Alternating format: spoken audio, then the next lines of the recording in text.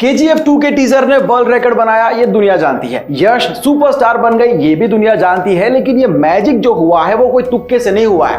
कोई था जिसने इन सारे दिनों को बहुत सालों पहले देख लिया था, द डायरेक्टर प्रशांत नील। जब उन्होंने KGF को कंसेप्चुलाइज किया था तब उन्होंने यश के माइंड ब्लोइंग परफॉर्मेंस को गूगली फिल्म में देखा था।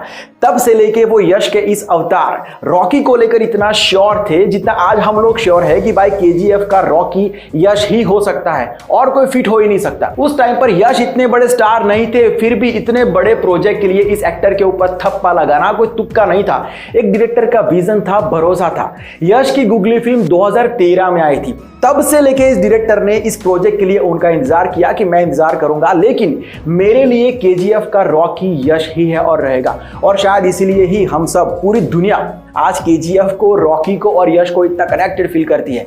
इसी को कहते हैं एक डायरेक्टर का विजन और एक्सीलेंस। पिछले कुछ दिनों से व्हाट्सएप की नई टर्म्स एंड कंडीशन ने बहुत लोगों को परेशान और कंफ्यूज करके रखा हुआ है। काफी लोग व्हाट्सएप को छोड़ भी रहे हैं, काफी लोग कंफ्यूज है कि छोड़ेंगे तो फिर जाएंगे कहां और क्या यूज करेंगे। वैसे ऑप्शंस तो बहुत है, आपको पता ही है। एक तो है टेलीग्राम, जिसके बारे में आप जानते होंगे। दूसरा है सिग्नल, जिसके बारे में मैं आपको बताता हूं। ब्रायन एक्टर ने जैन कॉम के साथ मिलकर व्हाट्सएप बनाया, उसके बाद $19 बिलियन के अंदर उसे फेसबुक को बेच दिया। 2017 के अंदर व्हाट्सएप और फेसबुक के बीच में क्लैश हुआ उसकी मोनेटाइजिंग पॉलिसी को लेकर, और तब ब्रायन एक्टर ने वहां से रिजाइन कर दिया। और उसके बाद उन्होंने मॉक्सी मालिस्पाइक के साथ मिलकर सिग्नल ऐप बनाया, जिसको ऑलरेडी बहुत अच्छा रिस्पांस मिल रहा है। एक तरफ व्हाट्सएप ये कह रहा है कि अगर आप 8 फरवरी तक टर्म्स एंड कंडीशंस को अग्री नहीं करते हो तो आपका व्हाट्सएप अकाउंट डिलीट कर दिया जाएगा। तो क्या लगता है आपको, ये कदम व्हाट्सएप को भारी पड़ेगा या फिर फायदा कराएगा? ये ओवर कॉन्फिडेंस है या फिर स्मार्टनेस? कमेंट करके जरूर से बताना। कई बार जानवर, पक्षी, ये लोग ऐसे ऐसे काम कर जाते हैं कि इंसानों के लिए इंस्पिरेशन बन जाते हैं। वर्ल्ड वॉर 1 में फ्रांस के अंदर US आर्मी ने 600 पक्षियों को ट्रेन किया था सिग्नल्स और मैसेजेस को इधर से उधर इंस्टेंट पहुंचाने के लिए। उनमें से एक कबूतर था शेर अमी। इस कबूतर ने मिशन के हिसाब से 12 मैसेजेस को सही जगह पर पहुंचाया, लेकिन उसका जब लास्ट मिशन था 4 अक्टूबर 1918 को, और जब वो मैसेज कैप्सूल लेकर जा रहा था तब उसकी छाती में और पैर में गोली लगी। फायर की वजह से वो ब्लाइंड हो गया, फिर भी उस मैसेज को उसको जहां पहुंचाना था वहां पर उसने पहुंचाया, और उसी मैसेज की वजह से 194 सोल्जर्स की जान बच गई थी। अब बताओ, ये कबूतर इंसानों के लिए इंस्पिरेशन है कि नहीं है? उसने अपने मिशन को आखिरी सांस तक पूरा करने की कोशिश की, क्विट नहीं किया इतने बुरे हालातों में भी। और जाहिर सी बात है उसने ये पैसों के लिए तो नहीं किया होगा, इसलिए किया था क्योंकि उसको ये काम दिया गया था, उस पर भरोसा किया गया था कि वो ये काम कर सकता है, और उसने करके दिखाया। अमिताभ बच्चन जी ने KBC में एक बहुत बड़ा खुलासा किया कि पाकीज़ा फिल्म के अंदर मीना कुमारी जी एक सीन के अंदर फाउंटेन्स के सामने डांस करती है।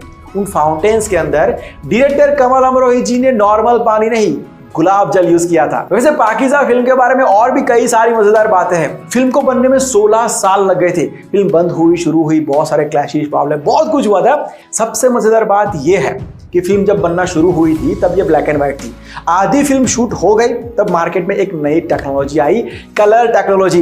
अब जो डायरेक्टर साहब थे कमल अमरोही जी, उनके दिल के बड़े करीब थी ये फिल्म, उनका ड्रीम प्रोजेक्ट था। वो नहीं चाहते थे कि फिल्म के अंदर कुछ भी कमी रहे, तो कलर टेक्नोलॉजी के साथ फिल्म को पहले से लेके पूरा फिर से शूट किया गया। कुछ वक्त के बाद मार्केट में एक और नई टेक्नोलॉजी आई, सिनेमास्कोप लेंस।